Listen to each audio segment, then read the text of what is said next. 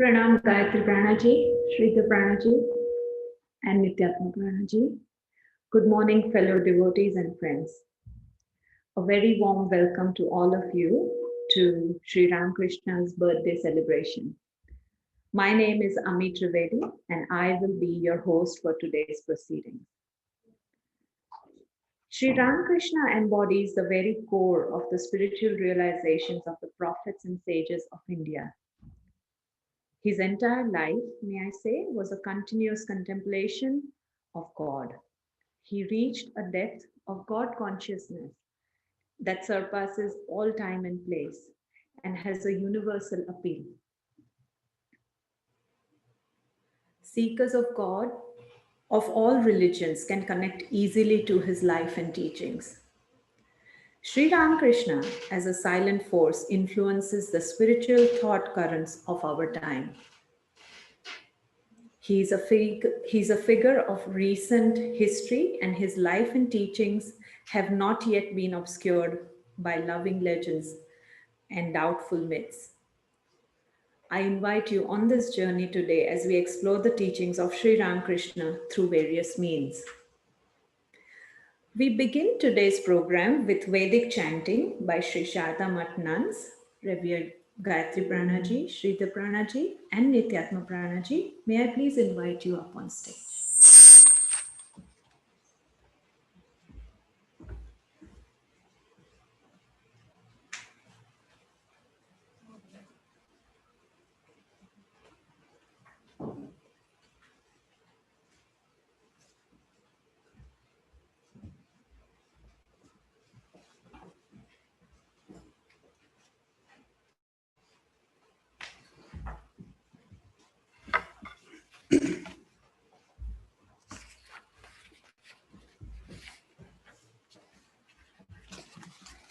I'm going to do the Purusha Sukta. Om Tachamyo Ravrinemahe Gatum Yajnaya Gatum Yajnapataye Daivi Swastirastunaha Swastirmanushebhyaha Urdhvam Jigatu Bheshajam Shamno Astu Dvipade Sham Chatushpade Om Shanti Shanti Shanti. We pray and worship the Supreme for the welfare of all. May all miseries and shortcomings leave us forever, so that we may always sing in the sacrifices and for the Lord of sacrifices, Vishnu. May the medicinal herbs grow in potency so that diseases may be cured effectively. May the gods rain peace on us. May the human beings be happy. May all other beings also be happy. May peace, physical, mental, and spiritual, be on us forever. Om Sahasrashirsha Purushaha Sahasraksha Sahasrapat Sabhumim Vishwato Vritva Atyatishthad Dashangulam. The Supreme Person exists, enveloping the whole manifest universe, cognizing through every mind, seeing through every eye, and working through every limb. Nay, he exists, transcending the universe. Purusha evedagum sarvam yadbhutam yaccha bhavyam utamritatvaseshanaha yadannenatirohati. Essentially, the whole universe is he himself. Whatever was, whatever is, and whatever will be, all are his manifestation. It is He who confers on all immortality, by which alone they live. एतावानस्य महिमा अतो ज्यायागुंश्च पूरुषः पादोऽस्य विश्वाभूतानि त्रिपादस्यामृतं दिवि. The whole manifest universe is His splendor. He, the Supreme Person, transcends it very much. By a part, literally one fourth, of His splendor, He supports the universe eternally during the past, present, and future. Whereas the major part of His splendor, embodying immortality, is beyond the range of the manifest universe. त्रिपादोर्ध्व उदैः पुरुषः पादोऽस्येहा भवात् पुनः ततो विश्वं व्यक्रामत् शासनानशने अभि. The Supreme Person is outside the range of samsara, of birth and death. Only a part of His, one fourth, has become the whole universe. From this manifest part, the sentient kingdom has sprung, consisting of both the living and the non-living beings. तस्माद् विराड जायत विराजो अधिपूरुषः स जातो अत्यरिच्यत पश्चाद् भूमिमधो पुरः. From him has emerged the cosmos, and out of this cosmos, which is technically called Viraj, making it the basis as it were, the cosmic person, the first creator, came into being. The firstborn being gradually grew. He created first this earth and then the various bodies, both divine and demoniac. यत्पुरुषेण हविषा देवा यज्ञमतन्वत वसन्तो अस्यासीदाज्यम् ग्रीष्म ईद्मः शरद्धविः. Then the Devas performed a sacrifice. Since there existed nothing save that person, he himself was a sacrificial offering. The spring season became the ghee, the summer became the fagots, and the autumn became the rice offering. सप्तास्यासन् परिधयः त्रिसप्तः समिधः कृताः देवा यद्यज्ञं तन्वानाः अबध्नन् पुरुषं पशुम्.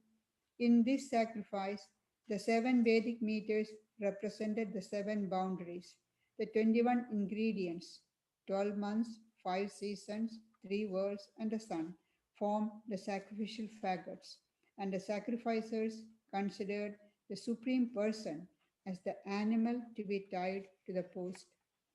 तं यज्ञं बर्हिषि प्रोक्षन् पुरुषं जातमग्रतः तेन देवा अयजन्त साध्या ऋषयश्च ये.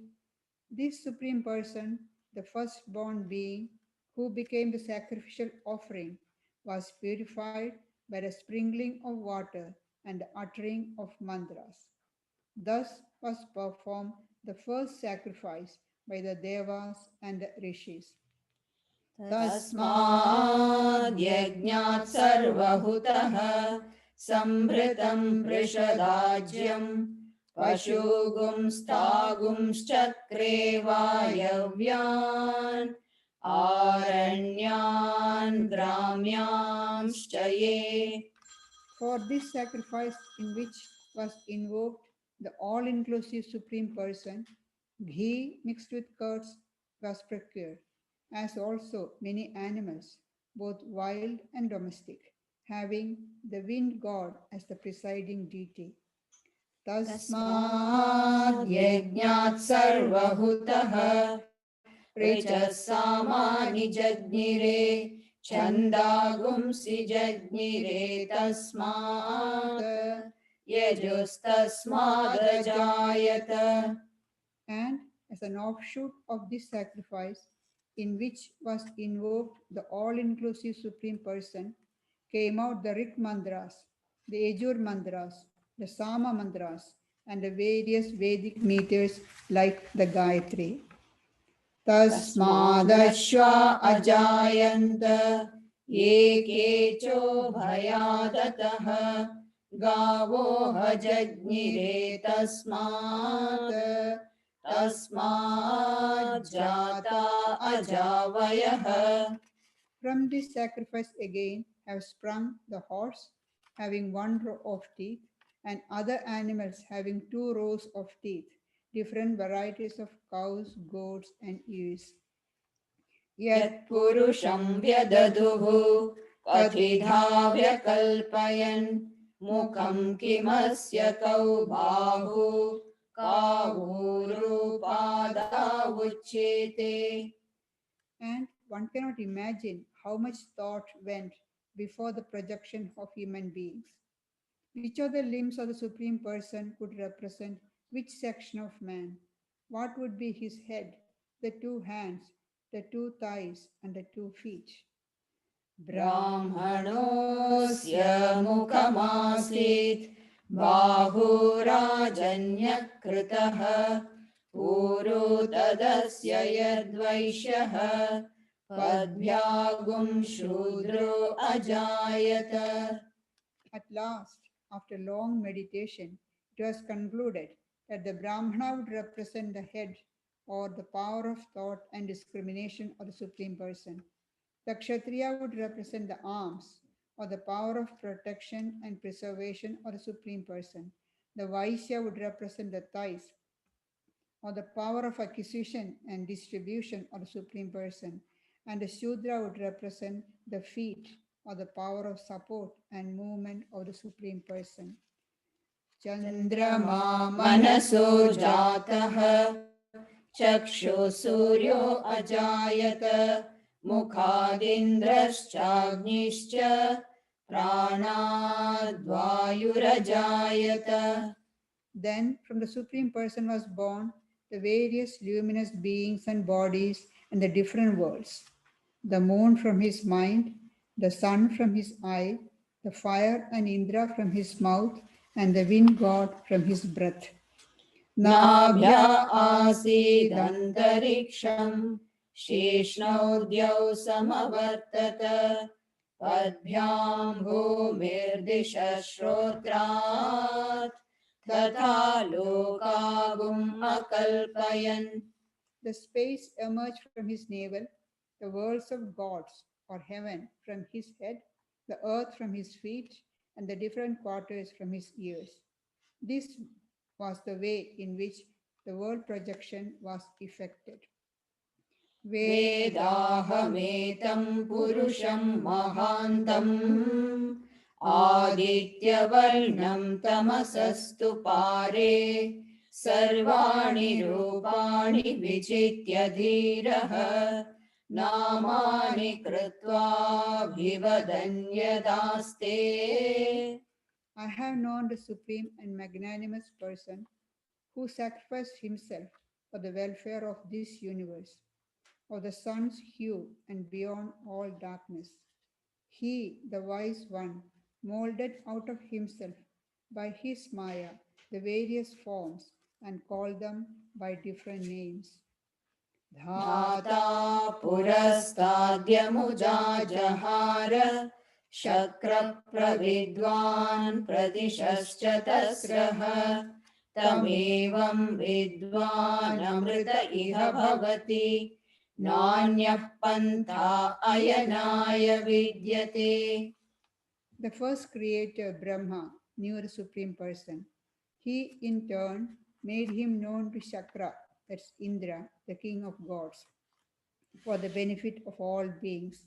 Hence, even today, he who knows him and the creation thus, as presented above, as pervaded and permeated and possessed by the Supreme Person, verily attains immortality.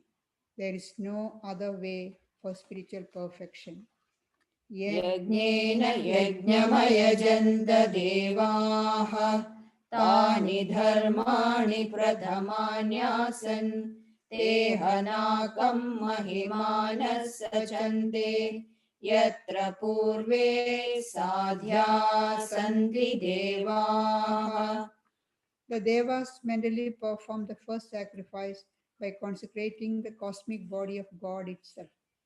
This sacrifice, or renunciation of selfishness and all one's possession, has become the basis of all religions.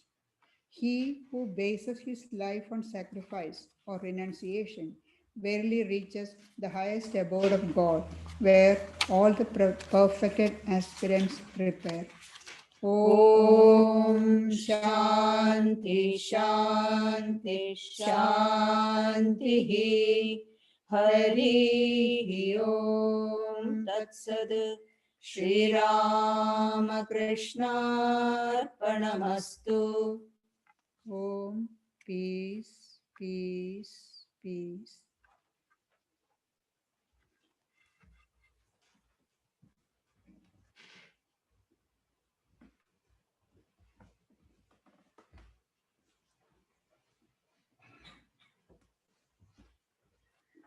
Thank you, Mataji, for that very soothing chant. It is nearly impossible to talk about Sri Ramakrishna and not mention the Gospel of Sri Ramakrishna. It is an English translation of the Bengali religious text Sri Sri Ramakrishna Kathamrit by Swami Nikhilanand. The text records conversations of Ramakrishna with his disciples, devotees, and visitors as recorded by Mahendranath Gupta, who wrote the book under the pseudonym of M. Today, we have two young disciples, both 12 years of age, presenting a reading from the Gospel of Sri Ramakrishna, Aarin Majithia and Arhaan Trivedi. May you please come up on stage.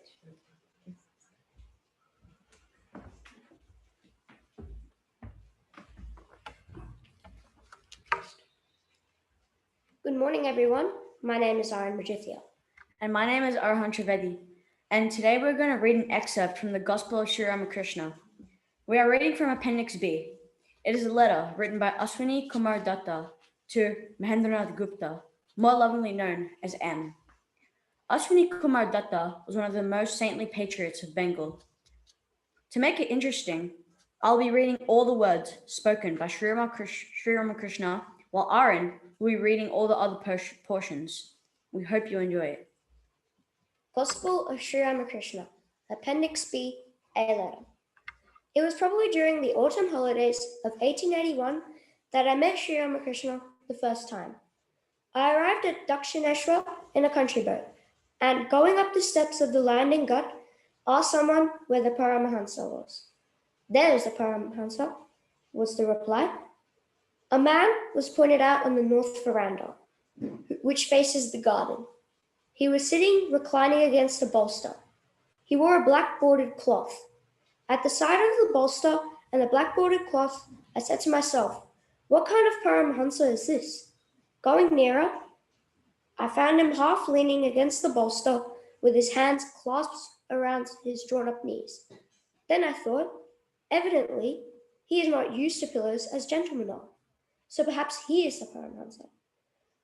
At his right, very near the pillar, sat a gentleman whose name I came to know was Rajendra Lal Mitra, later an assistant secretary to the government of Bengal.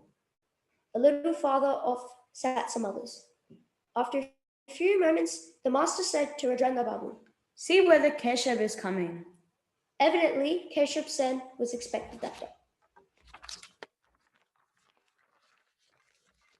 Someone walked away a few steps and coming back said,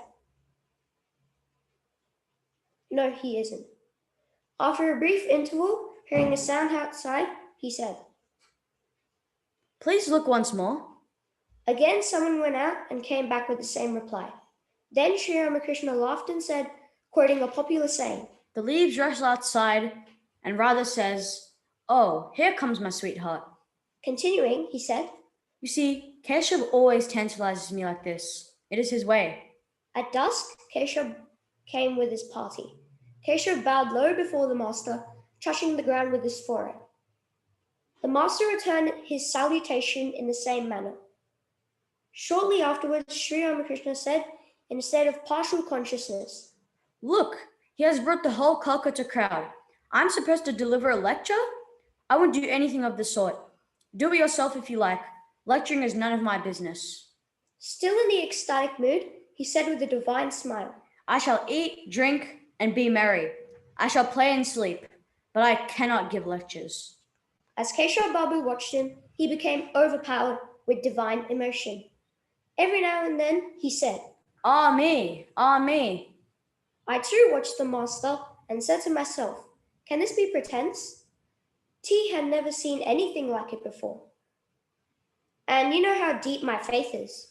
Coming back from Samadhi, the master said to Keshav, Keshav, once I went to your temple. In the course of your preaching, I heard you say, we shall dive into the river of devotion and go straight to the ocean of Satchidananda. At once, I looked up at the gallery where Keshav's wife and other women were sitting and thought, then what will become of these ladies? You see, Keshav, you are householders. How can you reach the ocean of Satchidananda all at once? You are like mongoose with a brick tied to its tail. When something frightens it, it runs up the wall and sits in a niche. But how can it stay there any length of time? The prick will pull it down, and it falls to the floor with a thud. You may practice little meditation, but the weight of wife and children will pull you down. You may dive into the river of devotion, but you must come up again. You will alternately dive and come up. How can you dive and disappear once for all? Keshav Babu said, can't a householder ever succeed? What about Maharshi Devendranath Tagore? Twice or thrice, the master repeated softly, Devendranath Tagore, Devendra, Devendra, and bowed to him several times. Then he said, let me tell you a story. A man used to celebrate the Durga Puja at his house with great pomp. Goats were sacrificed from sunrise to sunset. But after 3 years, the sacrifice was not so imposing. Then someone said to him, how is it, sir, that the sacrifice at your place has become such a tame affair?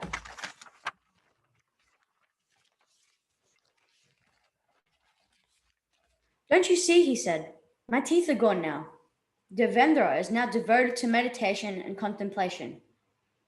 It is only natural that he should be, at his advanced age, but no doubt he is a great man. You see, as long as a man is under the Maya spell, he is like a green coconut. When you scoop out the soft kernel from a green coconut, you cannot help but scraping a little of the shell at the same time. But in the case of a ripe, dry coconut, the shell and kernel are separated from each other. So when you shake the fruit, you can feel the kernel rattling inside. The man who is freed from the Maya is like a ripe, dry coconut. He feels the soul to be separated from his body. They are no longer connected with each other. It is the I that creates all the trouble. Won't this wretched ego ever leave a person? You see, a peepal tree growing from the rubbish of a tumble-down house. You cut it down, but tomorrow you find a new sprout shooting up. It is the same with the ego. You may wash 7 times a cup which onions have been kept in, but the wretched smell never leaves it. in the course of the conversation, he said to Keshav, Well, Keshav, I understand that your Calcutta Babus say that God does not exist. Is that true? A Calcutta Babu wants to climb the stairs. He takes 1 step, but before taking the next, he cries out, Oh, my side, and drops down unconscious. His relatives raise a hue and cry out and send for a doctor. But before the doctor arrives, the man is very likely dead. And people of such stamina say, There is no God. After an hour or so, the curtain began. When I saw, then I shall never forget, either in this life or in the lives to come. Everybody danced, Keshav included. The master was in the center. All danced around him in a circle. During the dancing, Sri Ramakrishna suddenly stood motionless, transfixed in samadhi. A long time passed this way.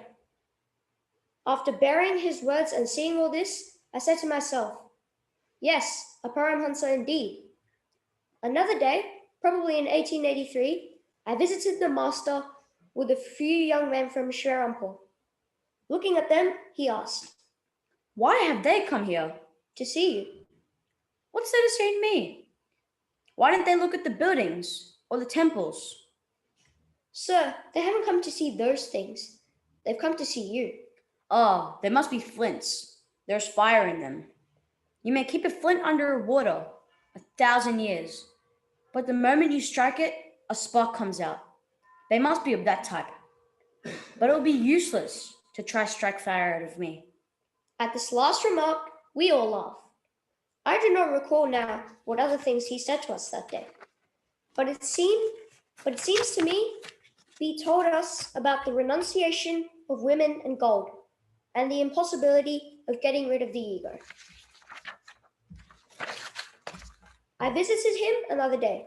When I bowed down to him and took a seat, he said, Can you bring me some of that stuff? A little sour, a little sweet, that begins to fizz when you push down the cork? "Lemonade?" Yeah. Why don't you bring me a bottle of that? I think I brought him a bottle. So far as I remember, I was alone with him that day. I asked him a few questions. "Sir, do you observe caste?" How can I say yes? I ate curry at Keshab Sen's house. Let me tell you what once happened to me. A man with a long beard brought some ice here, but I didn't feel like eating it. A little later, someone brought me a piece of his ice from the same man, and I ate it with great relish. You see, caste restrictions fall away of themselves. As coconut and palm trees grow, the branches drop off themselves. Caste conventions drop off like that, but don't tear them off as the fools do, meaning the Brahmos. What do you think of Keshav Babu Oh, he is a saintly man, and Trilokya Babu? a fine man. He sings very well. Shivanath Babu? A very good man, but he argues. What is the difference between a Hindu and a Brahmo? There's not much difference. In this serenade we have here, one flutist plays a single note right along, while another plays various melodies. The Brahmos play one note, as it were. They hold to the formless aspect of God, but the Hindus bring out different melodies. That is to say that they enjoy God in his various aspects. The formless deity in God, the form, may be likened to water and ice. The water freezes into ice. The ice melts into the water through the heat of jnana. Water takes the form of ice through the cooling influence of bhakti.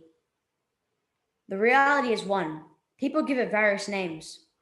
Take the case of a lake with 4 landing cuts on its 4 banks. People who draw water at one gut call it jal, and those who draw it at the second call it pani. At the third, they call it water, and at the fourth, they call it aqua. But it is one and the same thing, water. I told the master that I met Achalananda Tirthavaduta of Barisal. The master said, Isn't that Ramkumar of Kotrang? "Yes, sir, How did you like him? very much." Well, whom do you like better, him or me? Oh, can there be any comparison between you two? He is a scholar and a rooted person, but are you one? Sri Ramakrishna was a little puzzled at my reply and became silent. A moment later, I said, "He may be a scholar, but you are full of fun. There is great fun in your company." At this, the master laughed and said, Well said, well said. Right you are. he asked me, Have you seen my Panchavati? "Yes, sir." He told me a little of what he had practiced in his various religious austerities. He also told me about Nanta. Then I asked him, "How can I realize God?" You see, he is constantly attracting us. As a magnet attracts iron, but the iron cannot come to the magnet if it is covered with dirt. When the dirt is washed away, the iron is instantly drawn to the magnet. Weep for God, and the tears will wash away the dirt from your mind. As I was writing down his words, he remarked, Look here, only repeating one word, siddhi, will not produce intoxication. You must actually get some hemp, rub it in water, then drink the solution. Later, he said. Since you are going to lead a householder's life, create a roseate intoxication in your mind with the thought of God. You'll be doing this with your duties, but let that unpleasant intoxication remain with you. You cannot, of course, like Sukadeva, be so inebriated with the thought of God. You'll be naked and unconscious. As long as you have to live in the world, give God the power of attorney. Make over all your responsibilities to Him. Let Him do as He likes. Live in the world like a maidservant in a rich man's house. She bathes her master's children, washes them, feeds them, and takes care of them in many ways, as if they were her own children. But in her heart, she knows very well that they do not belong to her. No sooner is she dismissed than all is over. She has no more relationship with the children. Before breaking open the jackfruit, you should always rub your hands in oil in order to protect them from the sticky juice. Likewise, you should rub your hands in oil of devotion. Then the world will not cling to you and you will not be affected by it. All this time, Sri Ramakrishna was seated on the floor. He got up and stretched himself on his cot. He said to me, "Fan me a little." I began to fan him, and he was silent. After a while, he said, "Oh, it's so hot. Why don't you dip the fan in water?" "Ah," I said, "you have your fancies too." The master smiled and drawled out, "And why not?"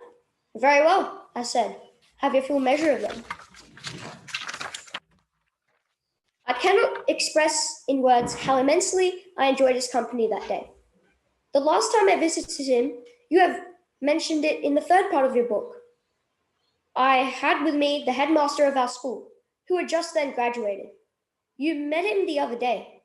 As soon as Sri Ramakrishna saw him, he asked me, "Where did you pick him up? He's a fine fellow." Then he continued, "You're a lawyer. You are very clever. Can you give me a little bit of your cleverness? The other day, your father came and he stayed 3 days. How did you find him? A nice man, but now and then he talks nonsense. Please help him get over it when you see him next." At this, Sri Ramakrishna smiled a little. "Please give us a few instructions." Do you know Hriday? Your nephew? I only know him by name. Hriday used to say to me, "Uncle, please don't give out your stock of instruction all at once. Why should you repeat the same things over and over again?" I would reply, "You fool, what's that to you? These are my words, and if I like it, I shall repeat them 100,000 times. You keep quiet." Exactly so. A little later, he sat up on the bed. He repeated Om several times and began to sing the song whose first line is, Dive deep, zero mind. Dive deep in the ocean of God's beauty. Hardly had he sung one or two lines when he himself dived deep and was lost in samadhi.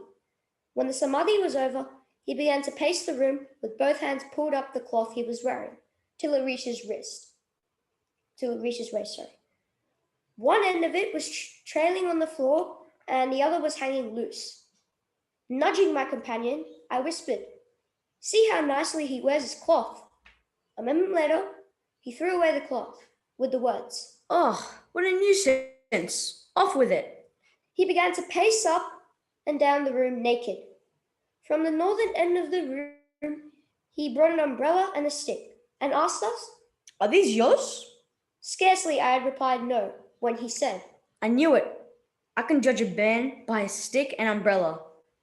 They must belong to the man who was here some time ago and swallowed a lot of my words without understanding them."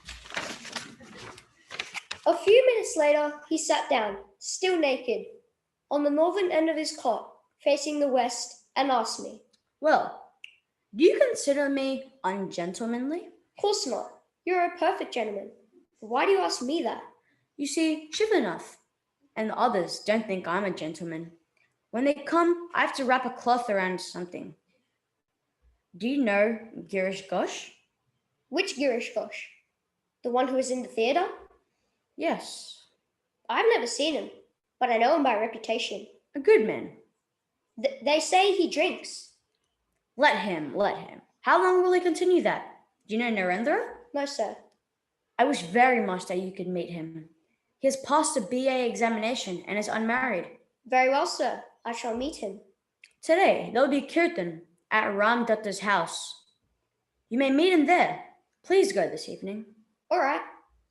Yes. Do. Don't forget. It is your command. Shall I not obey it? Surely I will go. He showed us the pictures in his room and asked me whether a picture of Buddha could be had. I responded, very likely. Please get one for me. Very well. I'll bring one when I come again. But alas, I never returned to Dakshineshwar. That evening, I went to Ram Babu's house and met Narendra. In one of the rooms, the master sat, reclining against a pillow. Narendra sat at his right and I in front. He asked Narendra to talk with me, but Narendra said, I have a bad headache today. I don't feel like talking. I replied, then let us put it off till another day. And that came to pass in May or June of 1897 at Almora. The will of the master had to be fulfilled, and it was fulfilled after 12 years. Ah, how happily I spent those few days with Swami Vivekananda at Almora. Sometimes at his house, sometimes at mine, and one day on the top of a hill with nobody accompanying us. I never met him after that.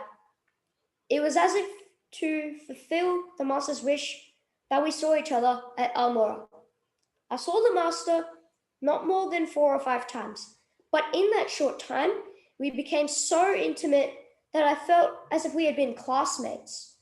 How much liberty I took while speaking with him. But no sooner had I left his presence than it flashed on me. Goodness gracious, think where I've been. What I saw and received in those few days has sweetened my whole life. That Elysian smile of his, laden with nectar, I have locked up in the secret closet of my memory. That is the unending treasure of a hapless person like myself. A thrill of joy passes through my heart when I think how a grain of the bliss shed from that laughter has been sweetening the lives of millions, even in distant America. If that be my case, you may very well understand how lucky you are. Thank you everyone for your kind attention. This brings us to the end of our reading from the Gospel of Sri Ramakrishna. Thank you for listening. Thank you.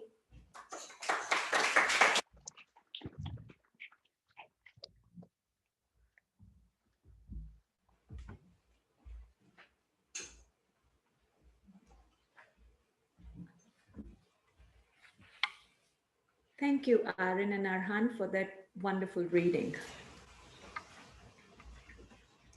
We now have a distinctive PowerPoint presentation by Dr. Rick Spencer titled Meditations on Sri Ramakrishna. Dr. Rick Spencer is a stalwart of the Vedanta movement in Australia, whose childhood home hosted the early visits of Swamis as organized by his mother, Wilma.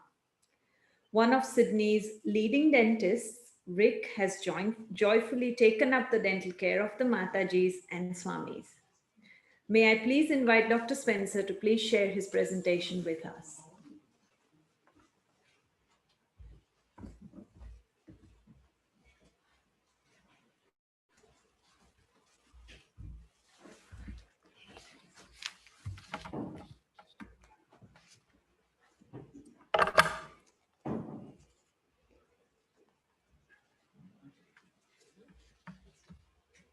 I would like to start with a prayer today, 2 prayers actually.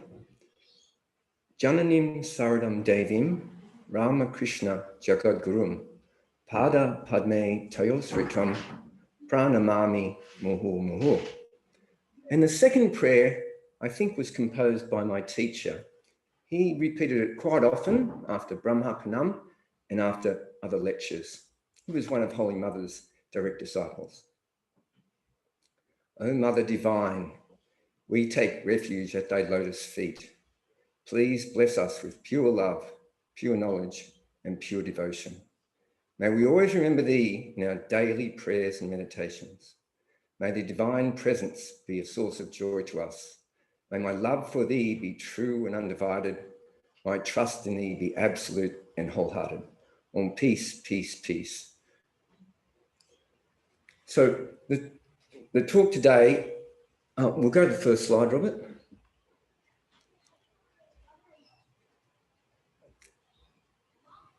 Is based on this wonderful book. It's fairly recent by our Swami Chaitananandaji. And I'll also be talking a little bit about the history of the Ramakrishna Sarada Devi movement here in Australia. Then I'll be going over some teachings, and at the end, we're going to have a short bhajan. Now, you might think that Rick has been a little bit slack here. He's left these dog ears on the page. I could have easily photoshopped them out. But Ranganathananda, who used to inspire many of us here today, he said this was a good thing, that holy books should not be read and put on the bookshelf. You never really finish a holy book, so it should look like this. So that's why I've left it. And I'll start some little quotes from the book. No, I'll tell you when. Chaitananda says that we can meditate on all aspects of the Master's face. He says the Master's eyes were extremely bright, penetrating, compassionate, and loving. Those eyes could assess you. They would see you and they would know who you were. He was a man of bliss and shared it with others. He saw God in everything, in every being. This see God with open eyes. Swami Saradananda went to Ramakrishna, and Ramakrishna asked him, what state do you want to reach? And Saradananda said, I want to see God everywhere. See God with open eyes. And Ramakrishna said, oh, that's a very high state, the highest state. And Ramakrishna had that state. And when you talk about spiritual experiences, there's many different types, but he gave that experience to Swami Vivekananda for 3 days. Everywhere Swami Vivekananda looked, he could see God. And as far as I can ascertain, that was Sri Ramakrishna's normal state of being.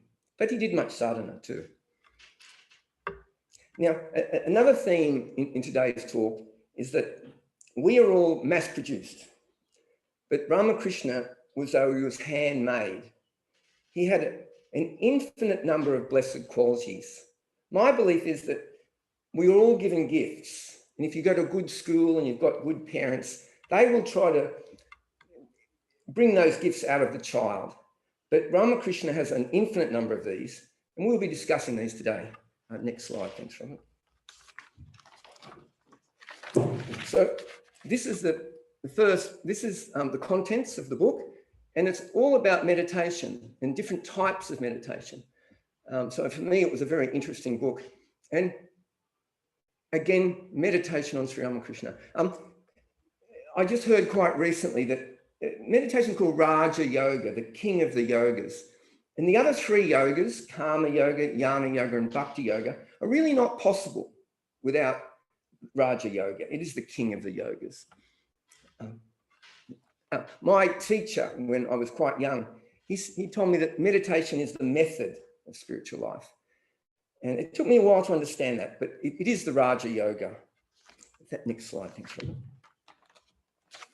So we have to thank Chaitananda. He's employed some very intelligent people, and this wonderful, one of the only 3 pictures of Ramakrishna when he was alive, he's had it digitally enhanced. And so we have a very beautiful picture of Ramakrishna, thanks to Chaitananda's good efforts. Now, Swami Chirananda says, today's imagination is tomorrow's realization. So we have to imagine, use our imagination. And Ramakrishna has an amazing imagination. So many parables and stories. And we have to try and develop that ourselves to enrich our meditation. And that's a theme of the book. And I'll read this. Sometimes we gaze at a picture of Ramakrishna and think, will our lives end having seen a picture of the Master? Shall we have no realization? But we must remember, we can bring the picture to life through our imagination. And this can lead us to realization. Next slide, thanks, Robert. We can meditate on the entire form of Ramakrishna or on various parts of his body, connecting them with various episodes of his life. And this is done all through the book. This method generates more fervor and concentration in the mind of the meditator. Here are a few incidents and stories in connection with Sri Ramakrishna's body that we can use for meditation. If one's mind thinks of any part of Ramakrishna, that is akin to perceiving an avatar or an incarnation of the infinite Lord. One can meditate on any form of Ramakrishna that one prefers. According to Patanjali, one can meditate on anything that appeals to one as good. Now he brings a caveat. I think it's very important. However, it is wise to practice meditation according to the instructions of one's guru. So he's telling us, if we read anything in this book that doesn't agree with what we've been taught, follow the guru. So I think it's a good practice. But what does one gain from meditation?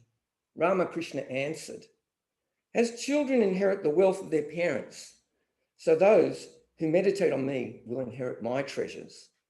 His treasures are discrimination, renunciation, knowledge, devotion, unselfish love, and samadhi. And again, we have to thank Chaitananda. Having English as a second language is no joke. So, and it's very hard to talk about spiritual things in another language. So Chaitananda has employed extremely good editors. And for those of us in the Western world who only know English, he's made it much easier for us to understand these very subtle truths. Next slide, thanks, Rob. So there's only 3 pictures of Sri Ramakrishna when he's alive. The one in meditation, this picture here, and this picture here. You'll see this part of the picture on the next slide. Now, Chaitananda has given us an example of how you can use your meditation. He's taken this part of the picture and put it there. He's taken this picture and put it there. And here's Kosipur Garden House. So we can imagine we're there on Kalapatru Day being blessed by Sri Ramakrishna. So these are very imaginative. I'll just tell you one more story. I had a very good friend that lived with my guru, Mr. Bush, and he was getting quite elderly and we were very close. And his body was becoming frail. And he said to me, such a wonderful thing spiritual life is. As my body becomes frail, something else in me becomes more powerful. Next slide, thanks, Robert.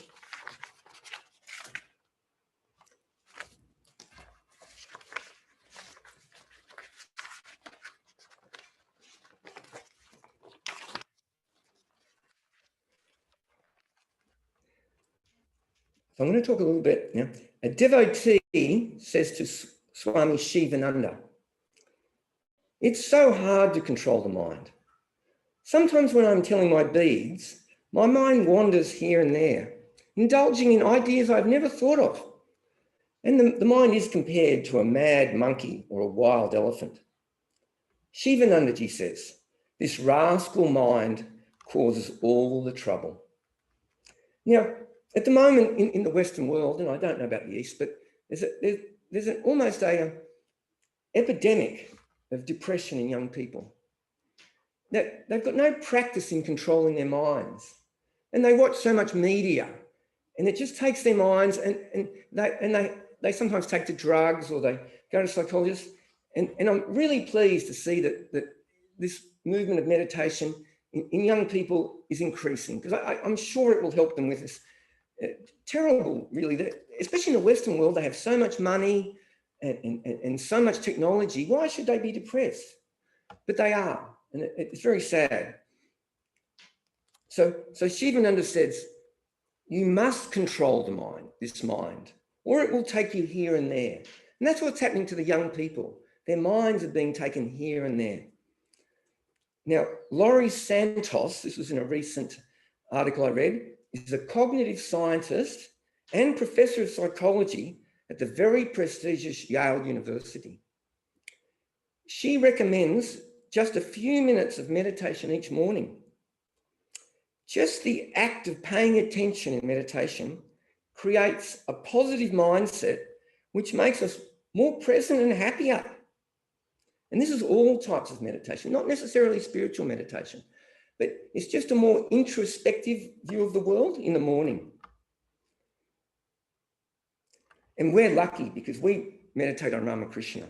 My teacher would say that the easy way to liberation is company of an illumined soul. And we get his company in meditation.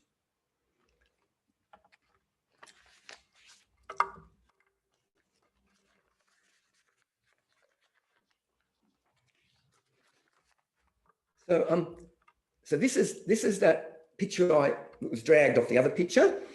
And you can see Ramakrishna, you can see his broken teeth. He fell over in Samadhi and he broke his teeth. He's just 43 years old here. And this, and I was talking to Gayatriprana about this morning, a Czechoslovakian man, he either had a vision or a dream of Ramakrishna, removed by time and space. And he painted this picture from that vision. And look at the hand, very authentic. There are many supernatural things that happen in Ramakrishna's life. In Christian language, we would call it miracles. And now we're going to talk about this. A new religion begins. And as I've mentioned before, on Ramakrishna's birthday, the monks sing a beautiful song as they go around the temple called A New Man Has Come.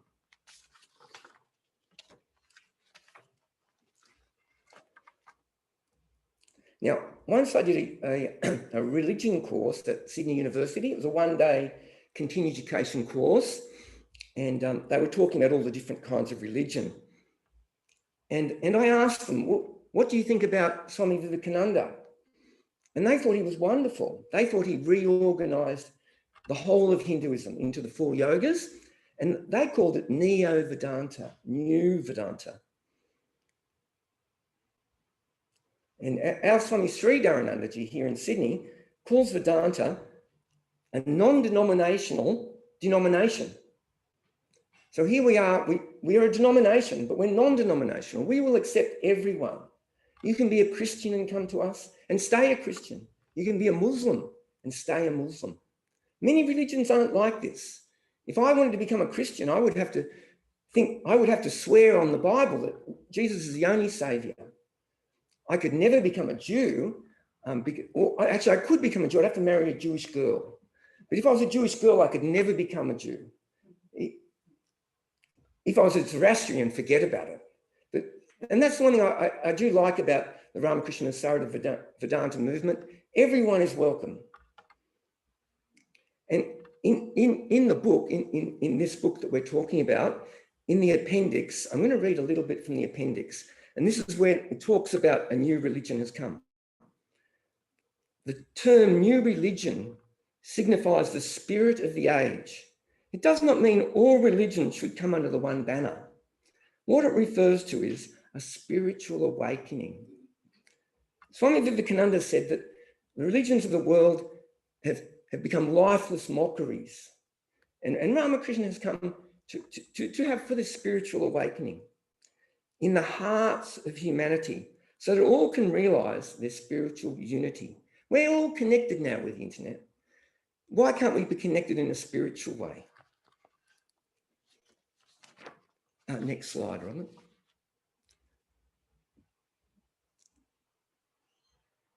Yeah, the next one. So we were very blessed here in Australia. Swami Ranganathanandaji, he first came in 1969 on a very brief visit. He was sponsored by the government of India as a cultural ambassador, and he visited Sydney for quite a short time. And in Ramakrishna literature, he's referred to as the Vivekananda of the 20th century.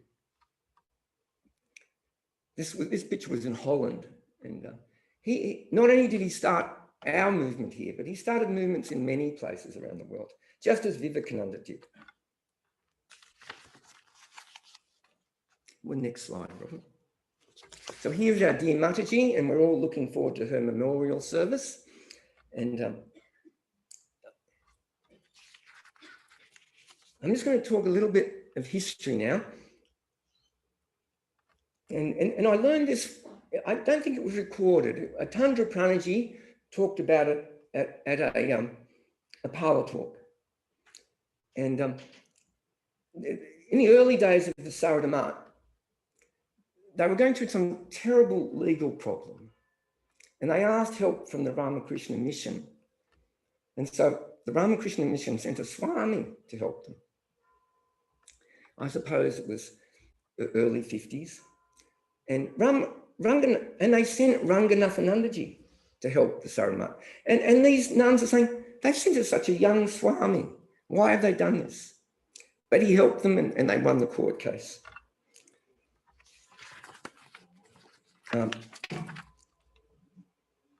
Next slide, thanks, Ramesh. Now, talking about Ramakrishna, we have to talk about Brahmanandaji. He was literally the son of Ramakrishna. Apparently, if you looked at Brahmananda from behind, he looked just like Sri Ramakrishna. And he had that state called Purna. He was full of God. And people would come to him and to argue with him, and they would be quickly transformed. He had that power. And my teacher, this is Swami Asheshananda, Robert has met him. Robert Mataji and one lovely nun called Gayatriprana went to visit him once. And he was as a 16-year-old with Brahmananda. And Brahmananda was called Maharaj. And I can still remember to this day, whenever Swami Asheshananda would utter the word Maharaj, it would have a certain spiritual fervor that is impossible to reproduce. Now, there's a little bit of history too here. Swami Asheshanandaji was the secretary to Saradananda after Holy Mother's passing away. And so he was working in the downstairs of the Uddbodhan house. Now, upstairs, our Bharati Pranaji Mataji was. He knew her by the name Sarala. So he would have had some contact with our first president of the Sarada Mat. And then something else happened, which you probably don't know about. I was in the room at the time. Swami Ranganathananda had just, it was in 1977 or 1978, Ranganathananda had just returned from a trip to America, and he'd spent time with Asheshanandaji in Portland. And at that time, there were a lot of devotees here in Australia that wanted to take initiation. And Ranganathan couldn't give initiation. So it was his plan for Asheshananda to come to Australia and give an initiation. So I was there in the room. He rang up Asheshanandaji. And you've got to remember that they were together in Madras. Probably in the 1940s, Asheshanandaji was a Swami. I think Ranganathananda was a brahmachari. And perhaps in my imagination, Asheshanandaji liked to give talks. So perhaps Ranganathananda used to come to some of those talks, but they were very close. So Ranganathananda rings up and says, I would like you to come to Australia and give people initiation. And Asheshanandaji says, no, when the mother wills, I will come. Ranganathananda says, no, the mother wills, you must come. But he wouldn't come to Australia. Now, if he had have come to Australia, the whole history of our organisation here may have changed. There would have been a lot of his disciples here.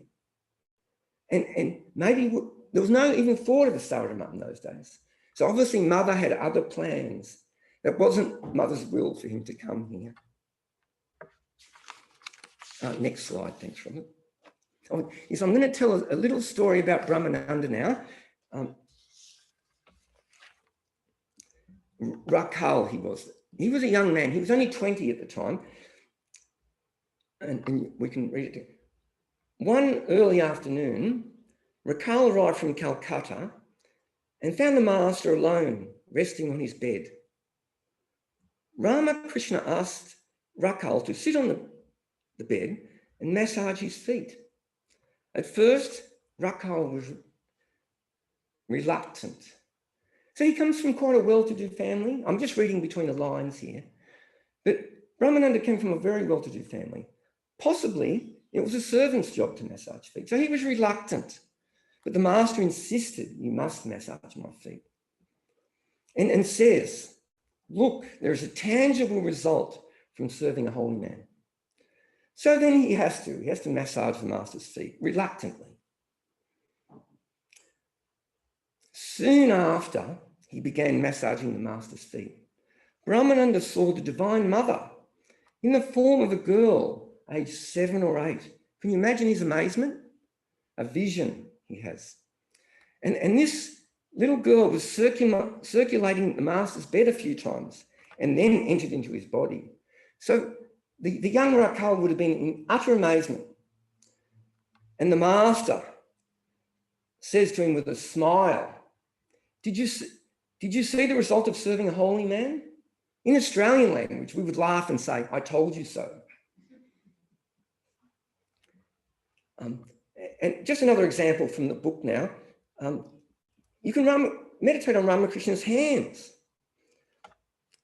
We can visualize the master inside the Kali temple, waving the oil lamp and fanning the Divine Mother during the Vesper service, holding a bit of cotton near the nostrils of the image of Kali to determine whether the mother was breathing. Some other extraordinary events took place within the Kali temple. Next slide, thanks, Robert. So these are beautiful illustrations from the children's comics. At about 7, Ramakrishna has the wonderful vision, and he has a samadhi. He sees some white birds against the black sky. His father knew who Ramakrishna was and never scolded Ramakrishna. The father knew. The mother, she was very panicky about this vision and kept a very close eye on Ramakrishna after that. And then sadly, when Ramakrishna was 8, his father suddenly passed away. And that changed the personality of Ramakrishna a little bit. He became more indrawn. And he's at Kamakapur, where Ramakrishna lived, it's on a kind of a spiritual highway. Many monks rest at Kamakapur. It seems to be on the road. And they have a special rest house for monks. And our young 8-year-old starts to visit these monks and very much enjoys it. And here we see some Shaivites and probably some Vaishnavites, but there are other little balls coming through and probably Nagas. And from a young age, he's very drawn to these people. And even at that young age of 8, he can tell the ones that are genuine and he can tell the ones that are hypocrites for an 8-year-old. A bit like Jesus. They have that incredible intelligence just at a young age. And later on in Ramakrishna's life, he would like to make fun of the hypocrites and laugh and make jokes about it. And Ramakrishna would help these monks. He would collect firewood for them and help with the cooking. Next slide, thanks, Robert. For me, this is quite amazing. He's 9 now, and he breaks caste as a 9-year-old. And his elder brother, who obviously knows who he is, complains. But as a 9-year-old, he convinces the brother, this is all right for him to break caste. This is the lady who delivered him as a midwife, very good friend of his mother, but she was from the blacksmith caste. So he accepts rice from her in the sacred sacred thread ceremony. So what a foresight he had, even as a 9-year-old.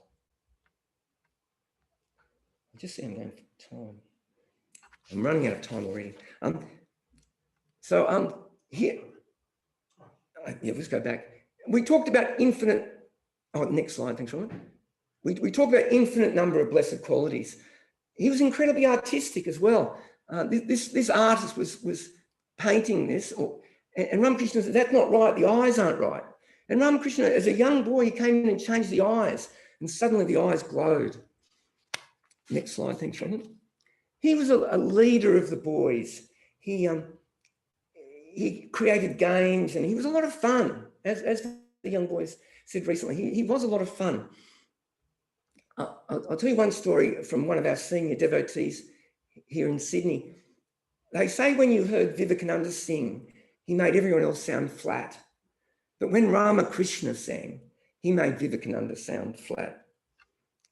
Next slide, thanks, Robert. And Shivananda, he says that Thakur had an unusually sweet voice, the like of which we'd never heard before. And there are so many parables and stories. They're all very interesting, and I'm kind of running out of time, so I won't go into too much detail. Next slide, thanks, Robert. This is a very nice one as well. And the illustrations are so beautiful in this. Yeah. Next slide, thanks, Robert. Again, the boys mentioned this, the oil for the jackfruit. Next slide, thanks, Robert.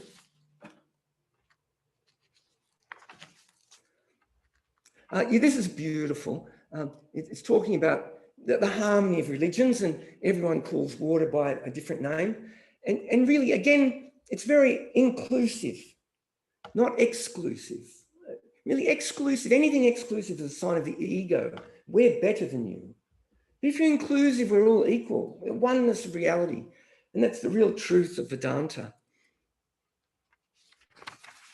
Next slide, thanks, Robert. And healthy body is also important for spiritual life. Ranganathananda he really liked a healthy body. I think it's one of the first criterions for spiritual life is a healthy body. Next slide, yes, this is a beautiful book. Gayatriprana recommended this to me recently in Robertson, and it has many nice things. But one thing that Ranganathanandaji says is bhajans are quite important over 60, and it's a good way for your spiritual practice, bhajans. And now I'm just going to play a bhajan, just one more story before I tell the bhajans. Holy Mother, after Sri Ramakrishna's passing, went on a very long pilgrimage. And when she went to Vrindavan, she went into a very high spiritual mood, that of Radha. And the devotees would have to go looking for her. She was down on the Yamuna, as though looking for Krishna. And then she told one of the devotees, I was Radha. And we'll play the bhajan, I hope. Battery 90%. Connected to root sensors iPhone. And we have to thank Spotify for this. Spotify has so many beautiful bhajans, you know. And as long as you put up the ads, it's for free. Krishna Prema Mai Radha Radha Prema Mayo Hari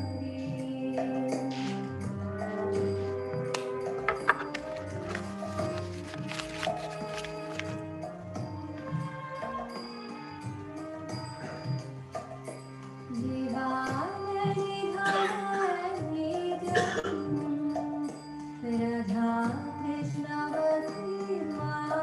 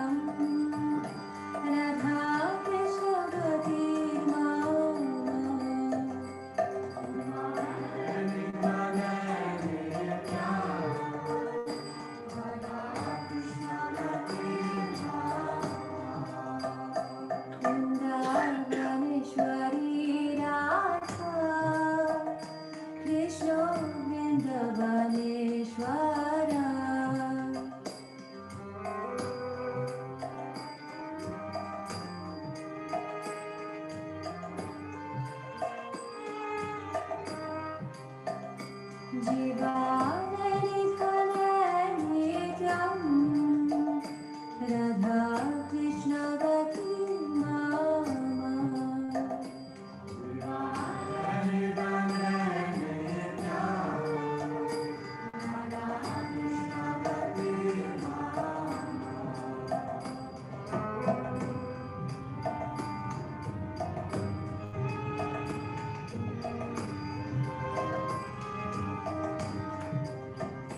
Krishna prema Radha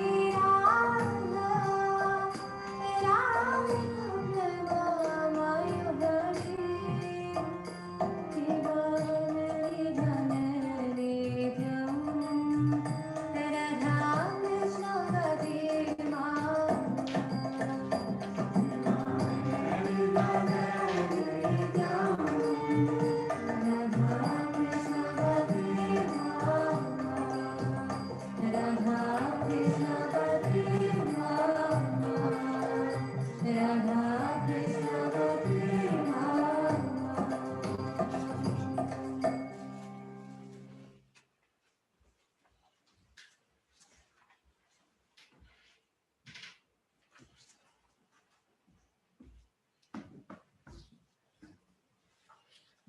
Thank you, Dr. Spencer, for that wonderful presentation.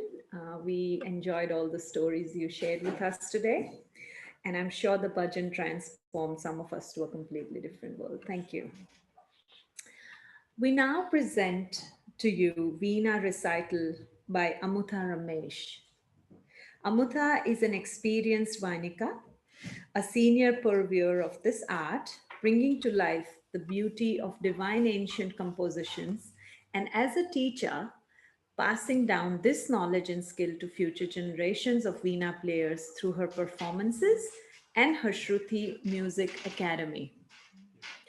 Having performed solo and in musical ensembles, Amutha has been teaching Veena for more than 12 years. Ladies and gentlemen, please welcome Amutha Ramesh on stage.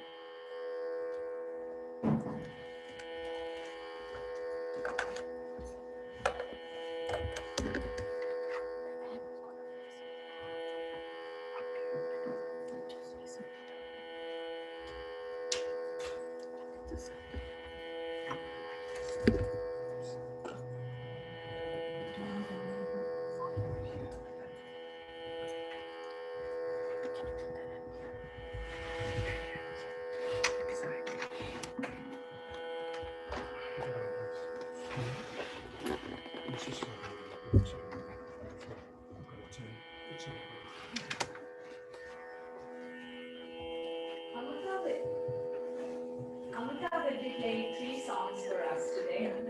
The first song is called Kurai Udrum, a rag Malika in Shivarajini and Sindhu Bhairavi Ragas set to Adi Thalam.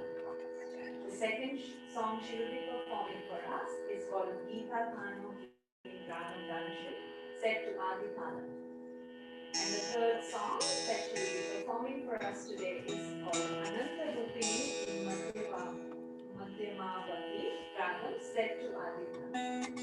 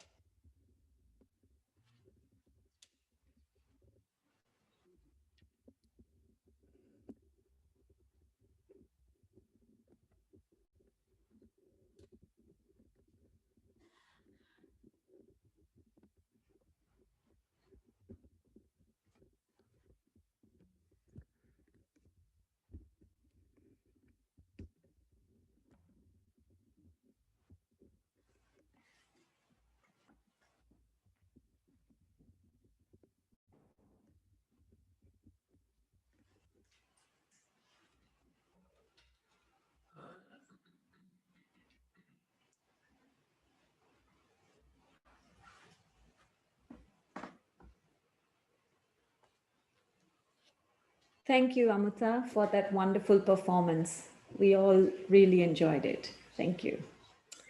The greatest contribution of Sri Ramakrishna to the modern world is his message of the harmony of religions.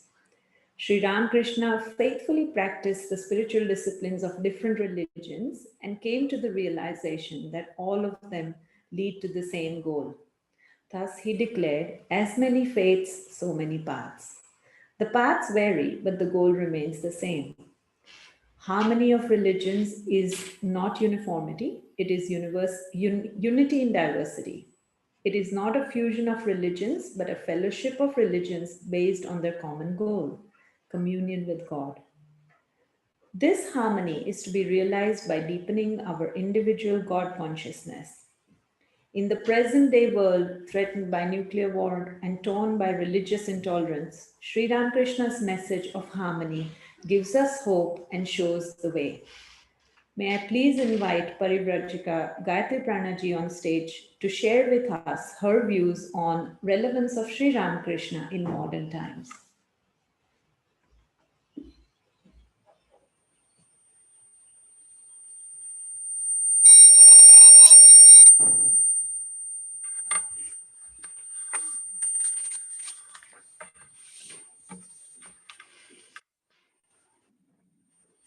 सर्वधर्मस्थापकस्त्वं सर्वधर्मस्वरूपकः आचार्याणां महाचार्यो रामकृष्णाय ते नमः.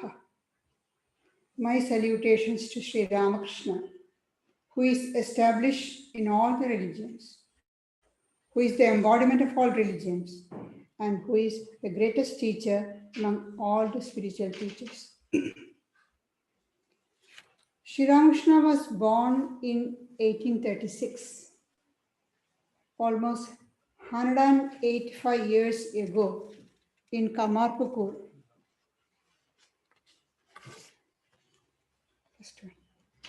the remote village in Bengal with a few mud huts made of mud with thatched roof. And his education was limited to primary school, and that also in his native language, Bengali, his mother tongue. And later he worked as a priest in the Dakshinesha Kali temple. What relevance can such a person have in the modern time? A time of ever advancing technology and even thinking about commercial space travel not far off. What can Sri Ramakrishna tell us? When at Dakshinesha, many English educated young Indians as well as Westerners visited him and were wonderstruck by his personality. What is it that attracted them and continues to attract even now many people? It seems like a puzzle. Pratap Chandra Majumdar, a leader of the Brahmo Samaj, a reform movement in India in the 19th century, and a follower of K. Chandra Sen, wrote, "What is there in common between him and me? I, a Europeanized, civilized, self-centered, semi-skeptical, so-called educated reasoner, and he, a poor, illiterate, shrunken, unpolished, diseased, half-dressed, half-idolatrous, friendless Hindu devotee? Why should I sit long hours to attend to him? I, who have listened to Disraeli and Fawcett, Stanley and Max Muller, and a whole host of European scholars and divines. I, who am an ardent disciple and follower of Christ, a friend and admirer of liberal-minded Christian missionaries and preachers, a devoted adherent and worker of the rationalistic Brahma Samaj. Why should I be spellbound to hear him? And it is not I only, but dozens like me who do the same. It's a surprise. What is there common between Sri Ramakrishna and these people? It is true of many other English educated young people who came to Sri Ramakrishna, who were more at home with the ideas of Western thinkers like John Stuart Mill and Herbert Spencer than the Indian sages, and who later became his disciples. Though raised in a traditional surroundings, Sri Ramakrishna's mind was very progressive, modern in its outlook. He was not the traditional type of holy man that we think of in India. To give a few examples, he visited theatre. He went to see the plays in the theatre. He went to see how the hot air balloon was sent up. He wanted to know the technique of photography. Photography was just come up at that time in the later part of the 19th century. He wanted to see how it works with the glass plates coated with silver nitrate. He wanted to see how the microscope works. Just to mention a few. He was very eager to learn new things. It's quite an extraordinary behavior for a holy man. But the marvelous thing is that in all this, Sri Ramakrishna connected with God. Everything, all these things that he had, whatever he did, he always connected with God. He wanted to meet Ishwarchandra Vidyasagar, the great educationist and philanthropist, and M, the recorder of the gospel, being a teacher in his Vidyasagar school, M organized that meeting. And when Vidyasagar told about it, the only thing Vidyasagar wanted to know is what sort of a holy man is he? Does he wear an ochre cloth? Has he got a matted locks, Rudraksha beads? And M said no. He wears white dhuti, white cloth with red border. He puts on polished shoes, has got a mattress, a pillow, and mosquito net on his bed. And he often travels in carriage to different places in Calcutta. He has no outward sign of any holiness at all, but He doesn't know anything other than God. That is why Christopher Isherwood, the English novelist, referred to Sri Ramakrishna as a phenomenon. Isherwood writes, a phenomenon is often something extraordinary and mysterious. Ramakrishna was extraordinary and mysterious, most of all to those who were best fitted to understand him. A phenomenon is always a fact, an object of experience. Humanity suffers problems of various kinds. We have got social problems, economic problems, psychological problems, and also existential problems. In most of the developed nations of the world, the social and economic problems are being dealt with, taken care of. And to deal with the psychological problems, we have psychology, psychiatrists, mental hospital. But how do we deal with the existential problem? That's the most important problem facing the modern world. And it is manifesting as loneliness, lack of meaning of life, sense of insecurity, unfulfillment, and then this often leads to increased number of suicides, especially we can say in the affluent societies. The main reason we think is with the rapid advancement of science and technology, there is great improvement in the external life of us, but there is not a consistent or similar change in the internal life, in the inner being of our life. Our inner life of joys and sorrows, fears and hatreds, needs and greeds haven't changed much since the time of the primitive man. It remains the same. The external life has gone fast forward, but the internal life, the inner life remains almost the same stage. To have peace and harmony, our inner life should improve along with the improvements in the external life. So we can say safely that the solution for this existential problem lies in the realm of spirituality. Now spirituality is considered more and more an essential part of a healthy lifestyle. We see that people are separating spirituality from the traditional religion.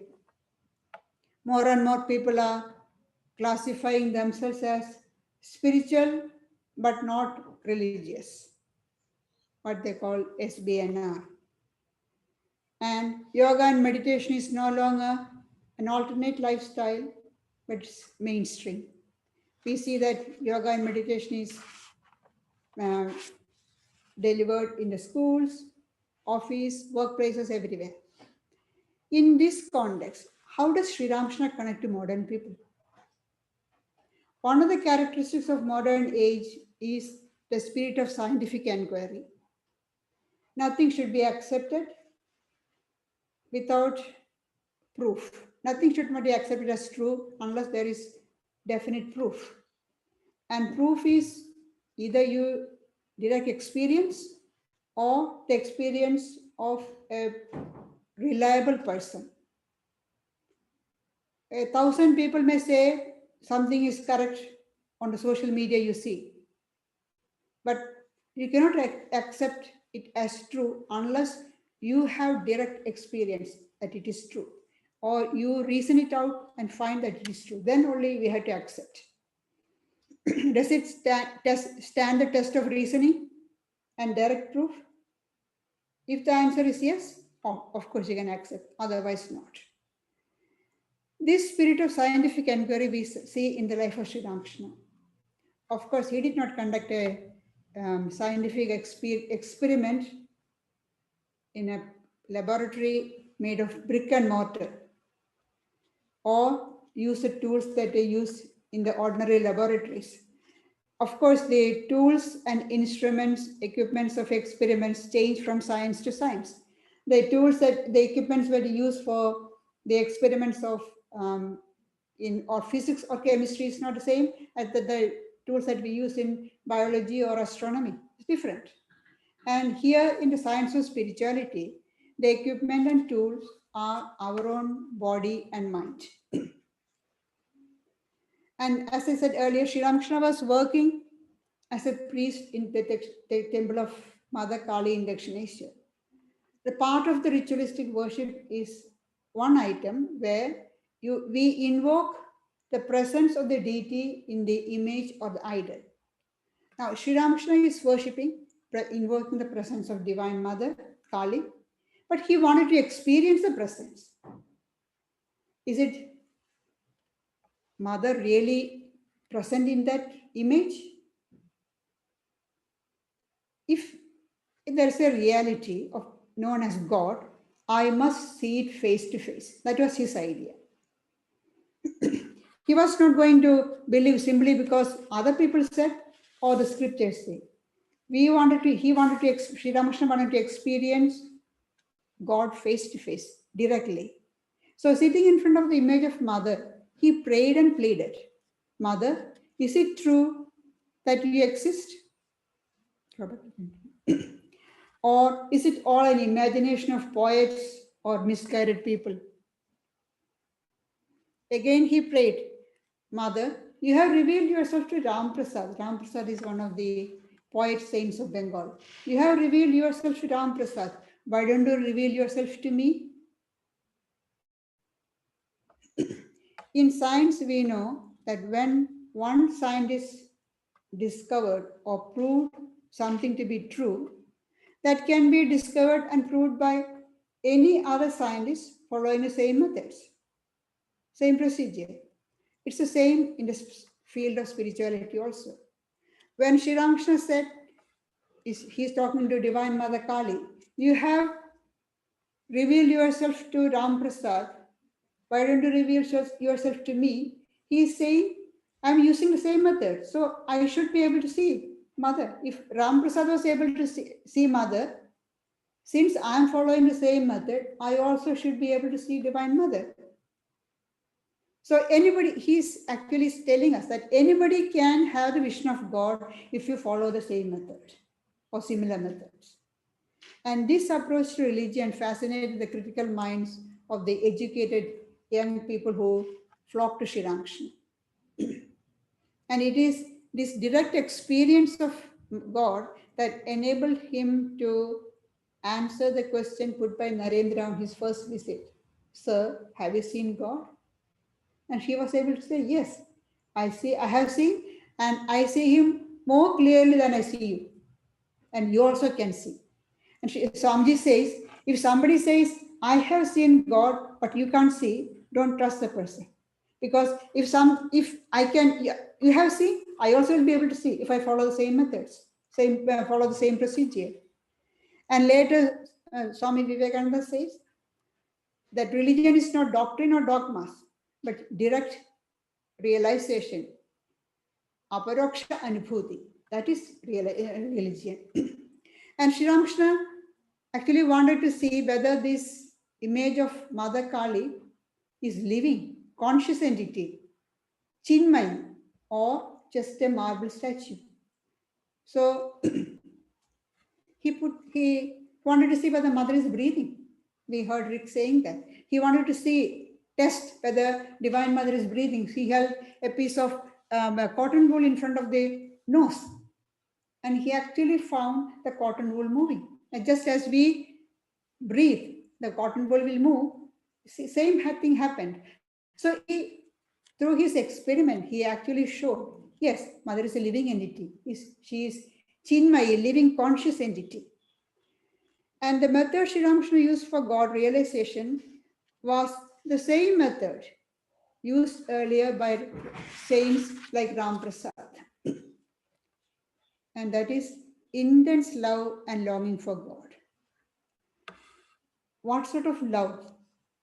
Sri Ramakrishna says, if you can combine 3 types of love or longing, that is the child's love for its mother, the chaste wife's love for her husband, and the worldly person's attraction for his possessions.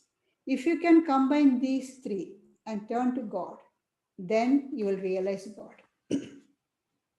And he was speaking that from his own experience, not just from the textbook. He is from personal experience. Before the first vision of Mother Kali, he used to pray to Mother day and night and praying and meditating, but not having any vision of Kali. And then towards the end of the day, he will cry out, weep out. Mother, another day has gone. Still, I haven't had your vision. He will rub his face on the ground in his agony. And people didn't understand because he's crying, Mother, Mother. And they thought, a poor man, young man, he must have lost his mother. And they tried to console him. They didn't understand he is crying for the Divine Mother. The French writer Solange Lamaitre was attracted by this intense love of God. In her biography of Sri Ramakrishna, she writes, many have considered Ramakrishna to be an embodiment of God, others saint. This is not the vital point. What inspires ardent reverence in us is his immense love for God, a reflection of God's love itself. So Sri Ramakrishna, through his life, proved that God and religion are facts of human experience. We can experience, anybody can experience. Anyone, it's not the privilege of a select few. Any person can have experience of God if you follow certain methods meant for that. And he also taught us through his experience that all that exists is one, the same reality. The same reality pervades everything that exists. The Upanishad says, Sarvam Khalvidam Brahma. All that exists is Brahman. And Sri Ramakrishna gave expression to this realization of unity by practicing respect for others. If the same reality is present in all, in me, you, all the beings, not just human beings, in everything, then we should respect each other in his day-to-day life. He did not distinguish people based on their caste or gender because he saw the divine in all. Another ideal current in modern world is the idea of justice and equality. In recent days, we are having a lot of conversation about gender equality, gender discrimination in the Australian society. It's not a problem confined to Australia, it's a worldwide problem.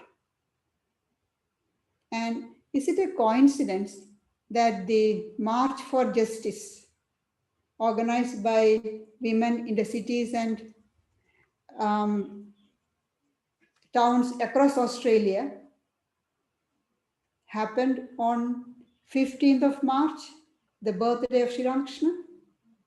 We may not have not even remember that or notice that it happened on 15th of March. This year, Sri Ramakrishna's birthday was on 15th of March. Is there any significance? We don't know. But there could be far-reaching effects.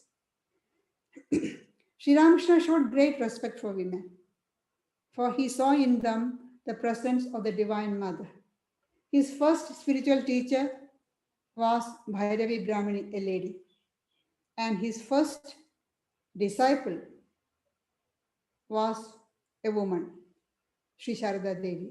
And he worshipped his wife as the Divine Mother herself. Even in his ordinary dealing, he showed great respect to Holy Mother. To give one example, one day, as usual, Holy Mother brought his food to the room and placed it in the place where he sits, in front of his seat, and was leaving the room. Sri Ramakrishna was sitting quietly with his eyes closed. And as he was leaving, he said, close the door. And Mother said, yes, I'll close the door. Now, as soon as he heard his voice. He said, "Oh, it's you. I thought it's Lakshmi. Please don't mind. There's a reason for this. In Bengali, there are two terms for you, or actually there are three terms for you: tui, tumi, and apni. Apni is for elders, people whom you respect. Tumi is for equals or friends, and tui is for young people younger than you, juniors, or whom you consider lower than you. Now, thinking it is his niece Lakshmi, he used the term tui to Holy Mother. And as soon as he realized, hearing her voice, recognizing that he's Holy Mother, he felt so upset. Because as far as he's concerned, she's his equal. He should not use tui to her. He always used the word term tumi on an equal level. That respect, always. This respect for other person as a human being, remembering that there is the presence of the divine in them, is what we need in the society today to combat this mistreatment of others on the basis of gender, color, race, or religion, whatever be. Whatever be the gender, whatever be the race, color, or religion, presence of God is there. So treat the person with respect. And Sri Ramakrishna broke the caste barriers. One of the evils in Indian society, we heard both in the reading of gospel by our young friends, and also Rick mentioned how he broke the caste barriers. Here in the picture that in the PowerPoint Rick showed, Sri Ramakrishna, as a young boy, he took the first alms after the sacred thread ceremony, which is a very sacred thing, and it should be taken, the first alms should be received from a person of your own caste. Now, the lady Dhani, who acted as the midwife at the time of his birth, requested him that when you have the sacred thread ceremony, would you accept from my hand? And he said yes. Now, when the time came, the brother objected. The father had already passed away. The brother objected, no, she is a low caste. You can't take that from her hand. It's against the rules. Then Sri Ramakrishna said, then there's no point of my taking the sacred thread at all. If you can't keep up truth, if you can't hold on to truth, what's the point of becoming a Brahmin and having the sacred thread ceremony? So they have no answer to that argument. If you don't hold on to truth, you are no longer a Brahmin. So they have to give in. In that way, he didn't break the caste rules in a revolutionary way, but in this way. Another later, when the devotees start coming to him, he used to say that devotees have no caste, or they belong to the same caste. He had visited the house of one of the devotees, Arhaan, along with other devotees. Arhaan belongs to a lower caste. No, he's not a Brahmin. And so many of the Orthodox Brahmins, they hesitated having refreshments in Arhan's house because he's a low caste. Now, Sri Ramakrishna, as far as Sri Ramakrishna is concerned, he's a devotee. And that's it. Devotee is a class by itself. And he went and had his refreshment. So the objections of these Orthodox men, the other Orthodox people, was reduced, and they also followed his suit. And later, when Sri Ramakrishna, before his passing away, he told Holy Mother, you have to do a lot of work. What have I done? I have done only little.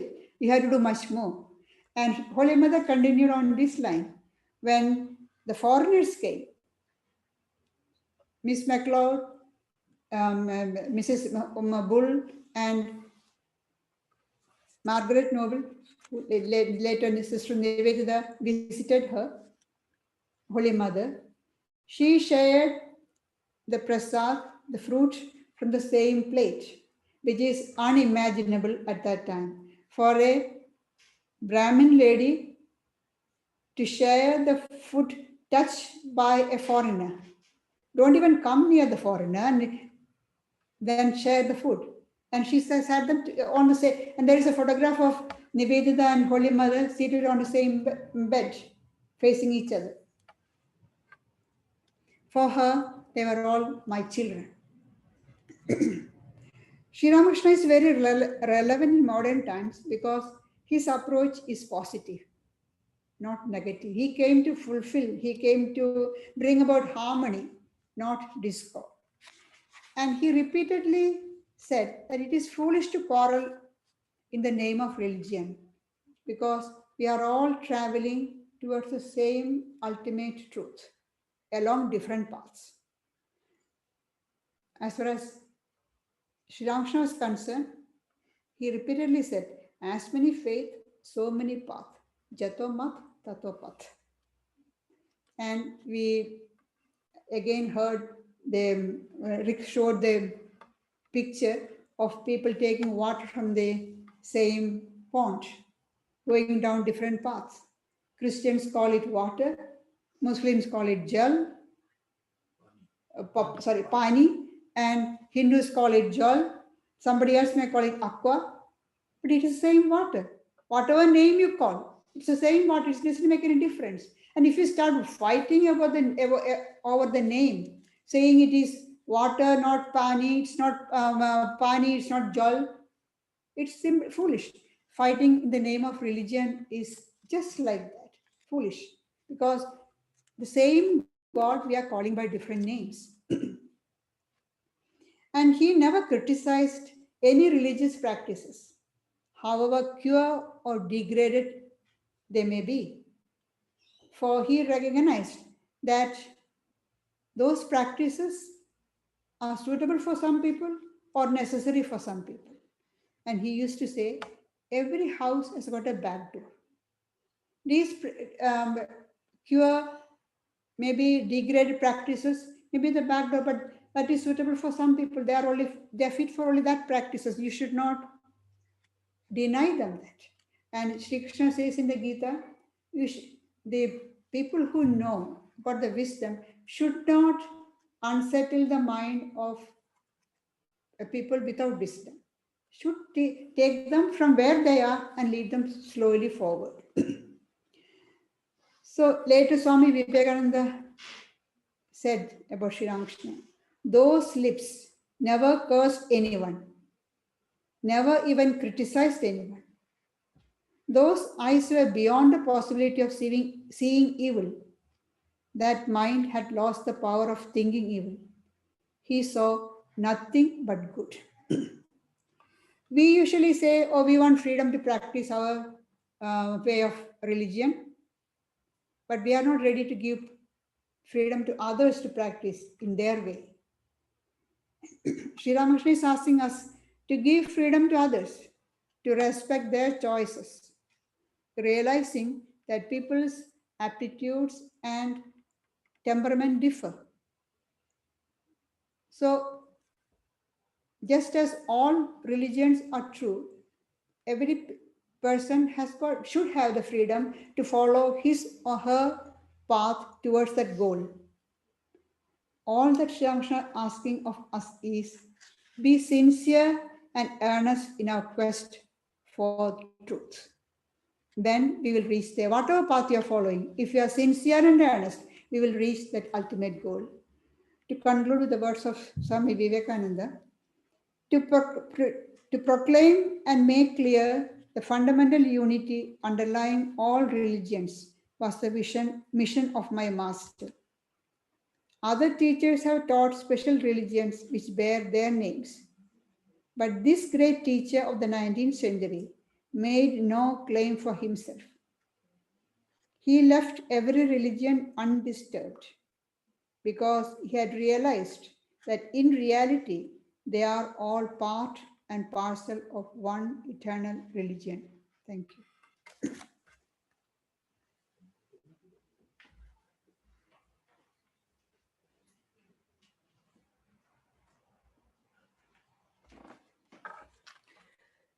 Thank you, Gayatriprana ji, for sharing your thoughts on this ever-inspiring subject.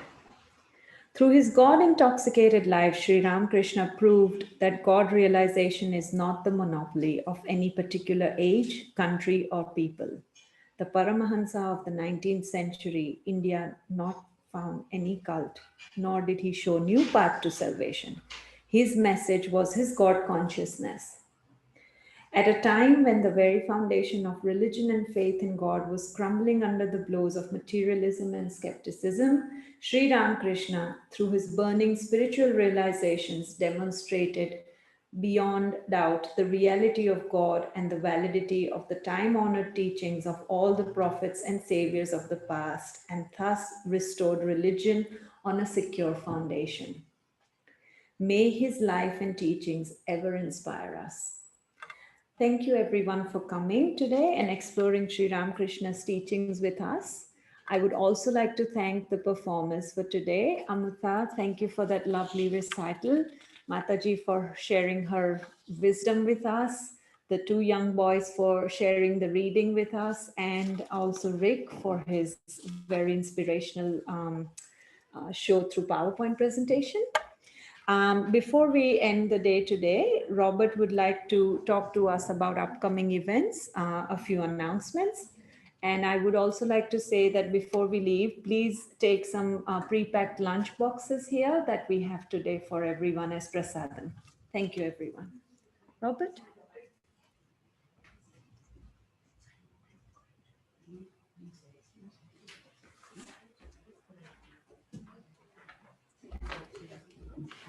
And thank you everybody for coming out in such inclement weather, rather threatening weather yesterday. Luckily it's a little bit quieter today.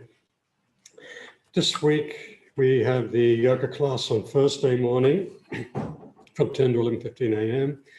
On Friday we have the fortnightly Bhagavad Gita class and discussion led by Gayatriprana on Friday evening from 7 p.m. And next Sunday we have the weekly talk on the Gospel of Sri Ramakrishna, given the monthly talk on Gospel of Sri Ramakrishna given by Gayatriprana. And also next Sunday afternoon we have the monthly Vedanta book club meeting. That's like a mini retreat from 3:30 to 5:30 p.m. There's silent group meditation for half an hour, then discussion, and then some afternoon tea. And as you can see here, we're going to have a special lecture series, one talk a month, given by Pravrajika Sri Gayatriprana on the Katha Upanishad. And Katha Upanishad, as many of you know, it's one of the favorite Upanishads. It's got the dramatic and interesting situation of a young boy actually walking up and confronting death himself, the Lord of Death, Yama. And they have this interesting conversation. And it's talking about themes, very, very universal, timeless themes. Who am I? What dies? What is left? Are we here merely to be torn away from everyone and everything? What are we to do while alive about the inevitability of death? So these are some of the things that we covered. Just go to the next slide. So here's the program. All of you who are on our email list, of course, will keep you informed, but you can see it'll be one talk a month. Sri Gayatriprana is not going to go through every single verse. Rather, she will zoom in and highlight some of the more important verses. But the idea is to get through the whole of the Katha Upanishad through these 8 talks ending in November. So, won't keep you any longer now. I've got a donation plate there, donation box up the back. And we have recorded this whole function. It's going to go up onto YouTube later if you want to share it with your friends on the Vedanta Society of New South Wales YouTube channel. So thanks again for coming. Safe driving on the way home, and please get your lunch.